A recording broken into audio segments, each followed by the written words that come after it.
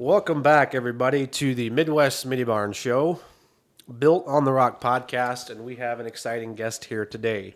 Before we get into it, the verse of the day that we're going to share with you is Proverbs 27:17, and that verse says, "Iron sharpens iron, so one man sharpens another," and that's exactly what today's episode is about. And today I've got with me Mark Byler.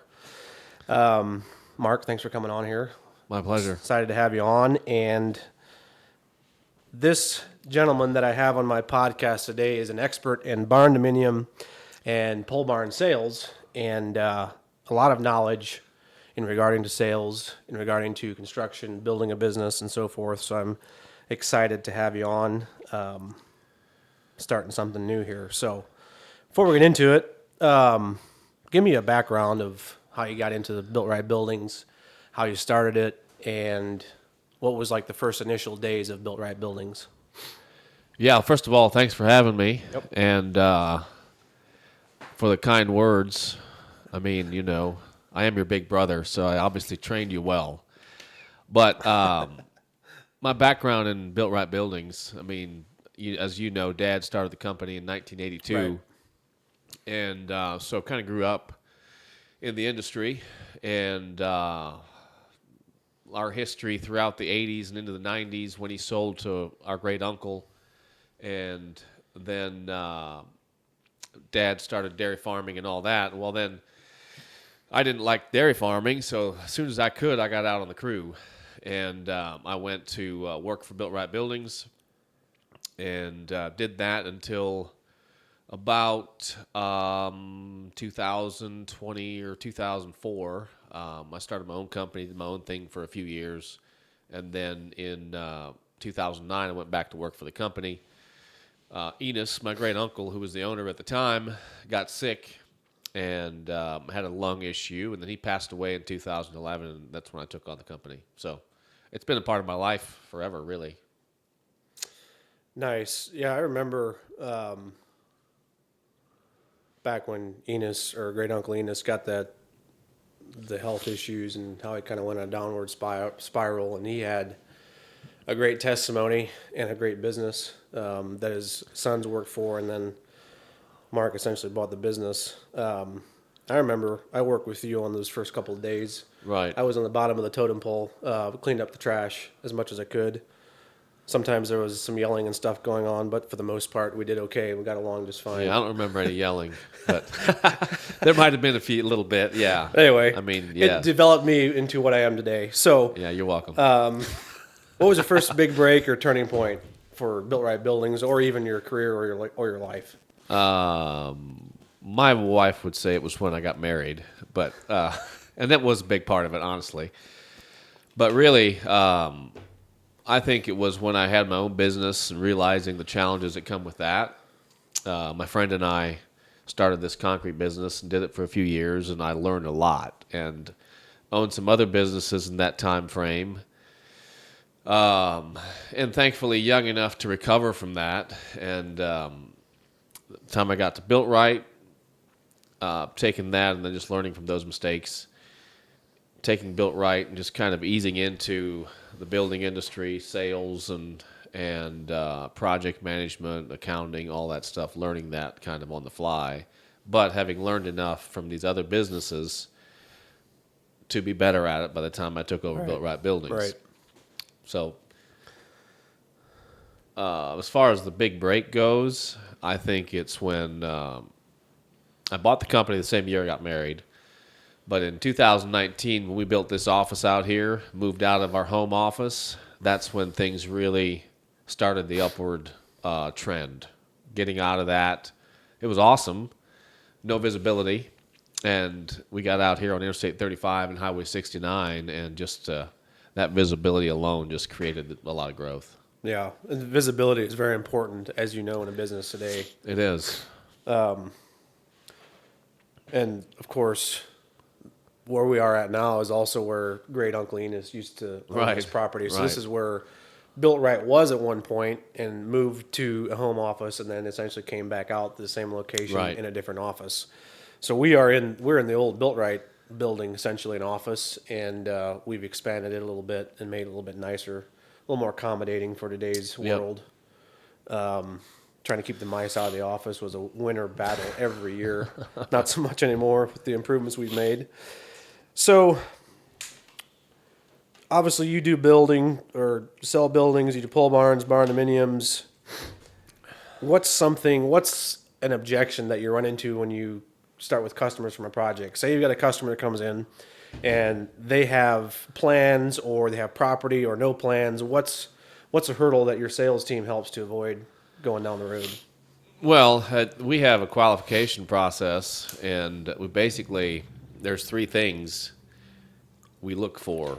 If you're coming in and you have two out of these three things, and they are, if you have a set of plans, if you have property, and you have financing, two out of those three. If you don't have two out of those three, we're typically going to tell you come back once you have two or three, if not all three. So, most people come in and they know what they're going to build. They know what square footage. They roughly have an idea on the floor plan. Typically will have land and usually have financing or at least good source for financing. So those are the three things. And a hurdle often ends up being financing. Traditionally, barn dominium financing has been tough because it's a newer thing, and banks are very hesitant to lend for something they're not familiar with. Now there's banks that have leaned into it, and so the financing side has kind of gotten a lot easier. So that's a hurdle that we can get over pretty quick. Nice. So on the financing side, do you work with local banks, or how does that work? We work with Farmers State Bank. Brad McBee is our guy. He's built with us. We've built buildings for him. He sends people our way. An amazing asset. And then we also work with New Century Bank out of Manhattan, Kansas. They were one of the first banks that have leaned into barn dominium financing. They do it nationwide. So they've been a great partner as well. So those two are the main ones. There's also a bank in Kansas City, and I can't remember what it is. So anyway, yeah, nice. those two are the main ones. Yeah, financing is definitely, in the mini barn business, has definitely taken off as well because more and more people are starting to do it. Right. Instead of the traditional rent to own where you get fees like crazy. Yep. Financing, you get your commission and no dealer fees for our side, and you can sell a building, and essentially sales went up for us. Right. So what's driving your demand as far as your, why do people want barn dominiums? Why do people want barns to begin with? Well, there's barn dominiums, it's a trend, and it started as a trend that was you could build cheaper because it was a cheaper style of building. That could still happen, but the way we build them the way you build a traditional home, stick framed, you got footings under it. Windows and doors are high quality, so you're really not building it because it's cheaper, but they're building it because they want a barn dominium, because it's a lifestyle, it's a trend, whatever it is. They like the look. There's no maintenance on the outside. There's so many good features. And so that's really what's driving it, and it's more and more popular. COVID, for as damaging as it was for a lot of people, COVID was a big driver of our growth. That was another, if you look at our growth trend, COVID does that hockey stick thing where it comes in flat and then boom, up. And that was the barn dominium thing. Nice. And then pole barns, post-frame buildings, whatever you want to call them, they're so quick to build, they're easy-ish to build, so you can use them for anything from a garage to an airplane hangar to ag building to a horse barn. So they're just so flexible and so easy and quick to build that and cost-effective compared to steel or traditional types of framing. Right. So those are the things that drive the demand. The plus side of the barn dominium side, if you go with metal siding, that's generally got a 40 to 50-year warranty on them. Most of the treated lumber's got a 40-year warranty. Some of these vinyl siding options you can get today are low quality, and 5 years down the road, they're already fading majorly. Yeah, that's not good. And now with the newer types of materials like standing seam metal and board and batten siding, where you have no exposed fasteners anywhere on the building, I mean, that's a selling point right there. It's a no-brainer, really. I mean, yeah, a little extra money, a little extra cost per square foot on your project to have that kind of peace of mind. It's just a no-brainer for me. To me, some people don't like the look, and that's fine. But if you're okay with that look, you're going to have a home that is just, there's going to be no issues outside. Right. You don't have to worry about it. You build it and you forget it. Yeah, and if you build it right with Built Rite, That's right. no issues. So that's great. Let's talk a little bit about business and growth. So, what were the biggest challenges in growing your company when you mentioned you moved out here in 2019? What was your biggest challenge after moving out here, or even before? It was probably finding good crews, labor. That was a hurdle. We had sales. We could build as many buildings as we could sell as many buildings as we could build. So that's been kind of the challenge, is to keep crews. Right now we're in a good spot. We pay a little better than a lot of companies do, so we attract good help. So that's something that it's a blessing in this day and age. But I would say that was the challenge at the time, was to find good help and keep good help. Right. Yeah, good help's hard to find. But, if you got good help and good quality, you can afford to pay them. That's going to reflect in your build as well. Yeah, sure does. I mean, that's one of our things we push here too, is quality, because we're one of the higher priced builders in the market. Yep. And if you don't build a quality build with the price that you're asking, then you might as well shut the doors and go home early, That's so right. to speak. So you That's got to right. Yeah. pay attention to detail. What systems or habits helped you scale, or did you not really have any habits back then? Well, I would say that what's helped me scale is good people. That's really the short version. It's also self-development. I spend a lot of time and energy on learning. I read a lot of books. I listen to podcasts. I listen to people that have done this. And I would shout out to C12, Christians in Business Forum, a big part of our growth and kind of what's helped develop the technical side of the business, the charts, all the stuff that goes with the financial management and so on. So, yeah. Yeah, C12, I just joined the group, and we've been to 2 meetings, and every one of them has been very valuable. They're great. They know what they're doing on that side of the thing, and looking forward to growing more into that. So, also a big thank you for getting me involved in that sure.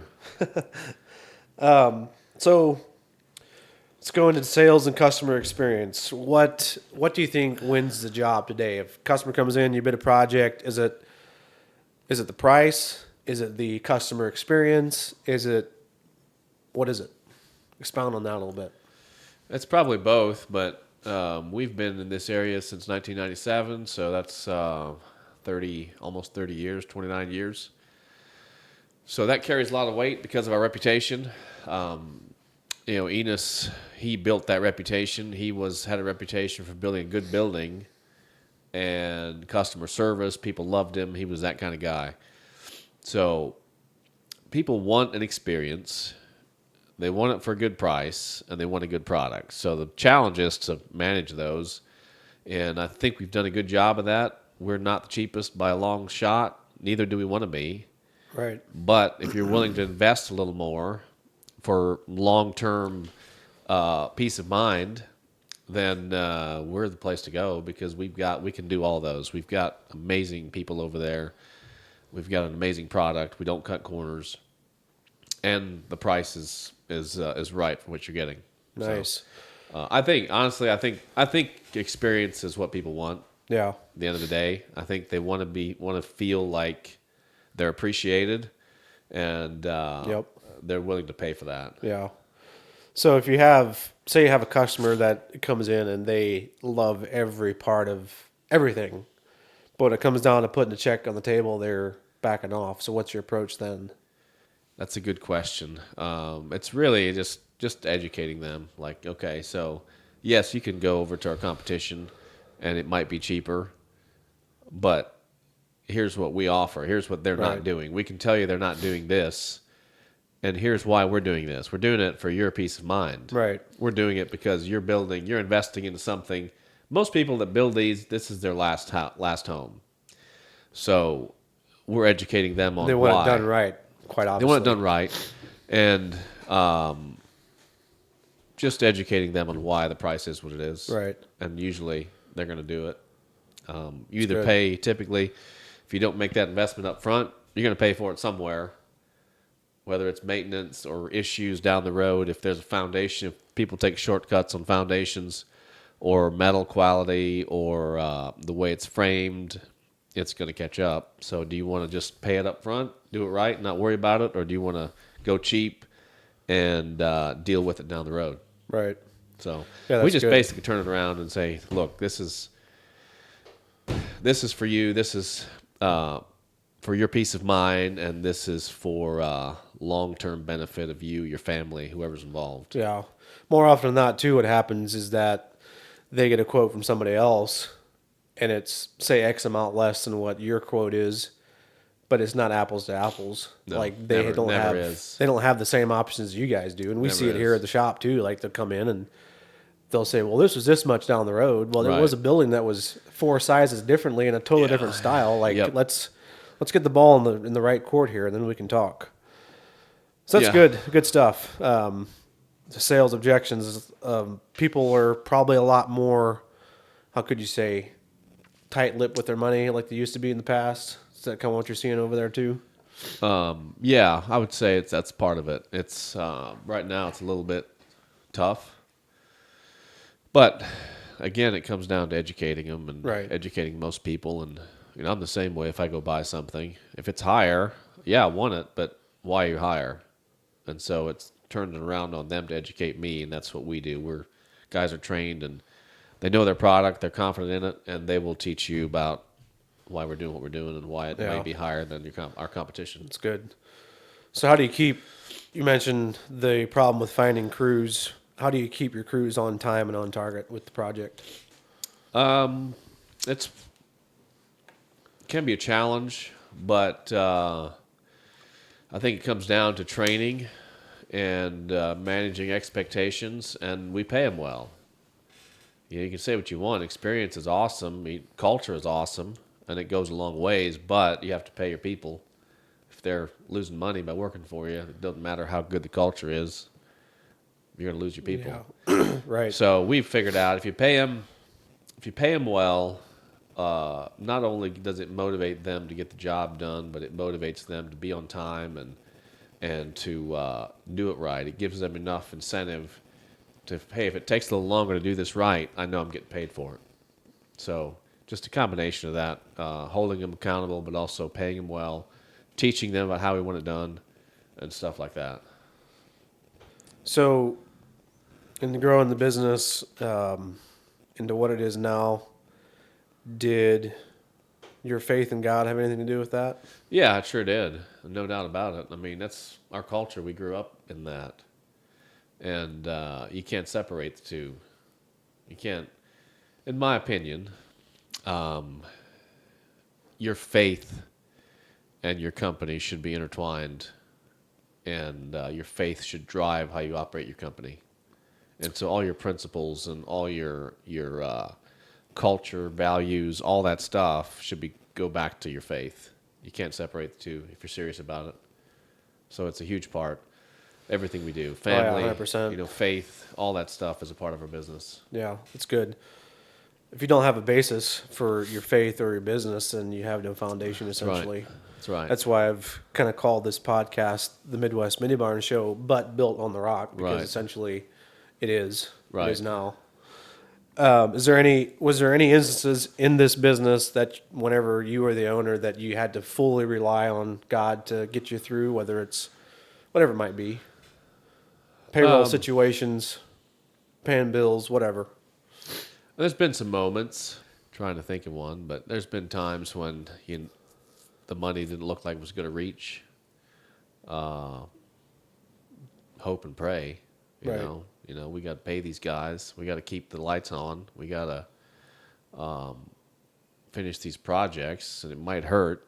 We've lost money on projects when something was done wrong or was quoted wrong or something went sideways or there was unexpected issues like rocks in the ground or any number of things. And you're like, well, we're going to take a bath on this thing. Doesn't change how we do the project. Doesn't change how we build. We do it. Right. And sometimes you just have to say, hey, you know what? Step out in faith, Yeah. trust in God, and He's always worked it out before. Right. That's the thing of, yeah, exactly. I mean, he's done it before. He's going to do it again. And there's many verses of the Bible that back that up. Yep, that's right. So, yeah, that's good stuff.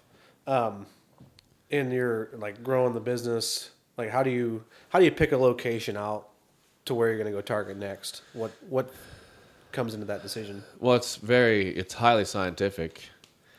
It basically comes down to if we know people in that area. Easy enough. So really, every time we started a location, it's people have come to us and said, "Hey, you interested in doing something here?" Collaborating and not competing. Right.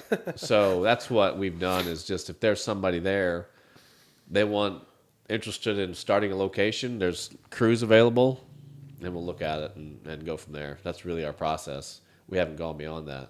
Nice. So, And I'm sure you got people in that area that don't really like it, but on the other hand side, if there's also a saying that applies to everybody: if you're not growing, you're dying. right. So they have to keep their end of the deal up. Like if they're worried about it, then they should do something about it, right? I mean, right. Get better. It's easier said than done, but Right. it's possible. Yep. So no, we go into a new location. We're not there to put anybody out of business. That's that's Right. not what we're doing. We're there because we see an opportunity, and there's a void that we can fill, whether it's in the building side of things, whether it's somebody needing a job, whatever it might be. That's what we're there for, and we can offer. We know our product speaks for itself. So if all these other things happen, then you get a good product on top of that. It's a win-win. Nice. You mentioned earlier as well that you had some mentors and personal training that kind of took you through this journey. Any of those you feel free to mention here or not allowed to mention? Really, I never had any business coaching or anything. Read some books and a little bit here and there, and then I got in touch with Dave Kaufman, who we both know, and he. I coached with him for 6 months, business coaching and self-development and so on. Started out as 6 months, ended up being like 9 months. But that was really what kicked off my journey into personal development and getting better at business. And so I would credit him for that. Right. And then the people he's put me in contact with beyond that. Connections are key. And Gary R. Blaster and Omar Periu and Ken Hartley and there's more. Paul Sienna, the C12 chair. A lot of those people had an impact on me. And then beyond that, all the books that are available. And now, in this day and age, YouTube videos, podcasts, there's unlimited resources for business coaching. So, I mean, I love the greats like Jim Rohn, Earl Nightingale, those guys, all their stuff is good. So they've all had an impact on me. Nice. So at what point did you decide to take Built Rite to the next level? Like you mentioned, talking with Dave Kaufman. Was that decision made before you even got in contact with him, or what kind of triggered that? Yeah, I've never really made a conscious decision to take it to the next level. It's just kind of been organic growth. Last year, we hired a GM and a manager for our Neosho office. So those would have been conscious decisions to really step it up. Right. But up until then, it's just been growth and people coming to me, wanting a job, finding a spot for them, having the crews to build, and then just progressively just adding, growing. Nice. Good stuff. Yeah, so it's not been like I set out to be X amount size by a certain time. It's just kind of been an organic thing and just kind of riding the wave, I guess. Sure. How do you approach your marketing? What are some, for our listeners' purpose, that somebody is looking to improve marketing? How did you approach that? We approach it, our main approach right now is Google and Facebook and stuff like that. So we have a guy that we work with, Gareth Owen, and he has built our website. Very good at SEO and Google ads, keeping us ranking at the top, stuff like that. So that's really been our approach. And then a lot of Facebook marketing. We've got a tremendous marketing team, a photography, video team, and SAD content creations. Is he Shout present? out to Sam Harp. They do an amazing job, and that's our Facebook stuff and pictures and videos has really been through the roof. So, super happy with that. We do some papers, local newspapers, stuff like that, a few billboards. A lot of that stuff is kind of going away, but there's still value in having a presence there. But like I said, heavy on digital. Right. Yeah, definitely digital in today's world. A lot of information, a lot of ways you can advertise, but social media is definitely kind of taking that to the next level. Right. One more question before we kind of go into I want to talk a little bit about your part and your missions in Mexico. But if somebody today was starting out a business, whether it could be anything construction related or just anything in general, what is one thing that you have learned that would apply to that individual or that circumstance? You mean okay? So reword that.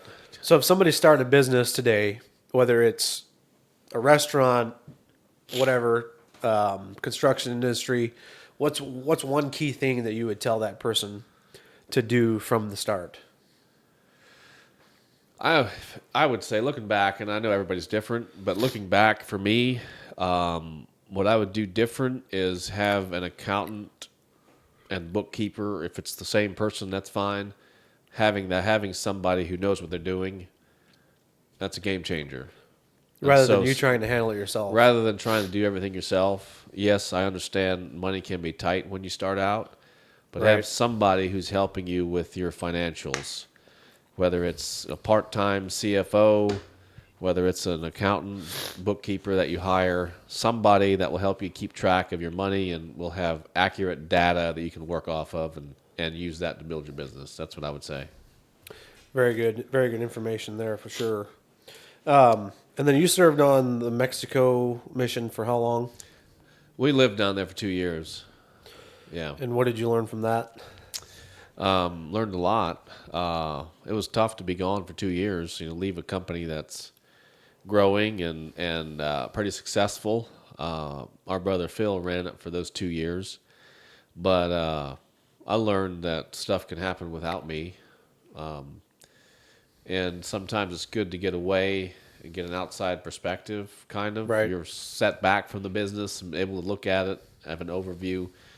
But then on the mission side of thing, there's a huge benefit in just helping people, just going doing something. You don't have to do it for 2 years, but intentionally going and helping somebody, and giving your time, pouring into people, that's game changer for a person. It was for me and for our family, and the relationships you can make in a place like that too is it's a whole other group of people that you would never have met. And that's a lifetime of impact too. Right. So it was pretty amazing, and I would recommend it for anybody. I know it's not for everybody, but it's a very powerful thing to do. Yeah. And you also you had some friends from there move up and now work with you on Built Right today. So that's like meeting those people. If you wouldn't have went to the mission, you would have never met him. Right. And you're still on the board of that mission right now, Yeah, right? yeah, I am. And if ICE is listening, they're all legal, Cool. just in case. We're not popular enough yet, but they might. Yeah, so I'm still on the board, still very involved. We go down at least once a year to visit. So yeah, Cool. It's a good thing. Does Built Right do anything in the local community as far as volunteering with all the staff or the sales guys or anything like that? We do. We support a charity out of Kansas City. That's one thing we do, and are involved with them, Carry the Cross Foundation. But looking for opportunities more local.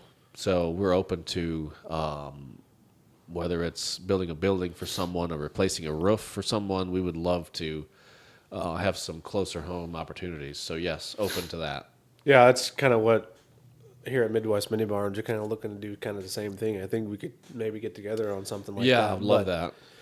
we tried last year. We took our guys down to Habitat for Humanity in Olathe, Kansas, and helped on a house, and that was pretty cool. But Oh, nice. it's harder to find something local.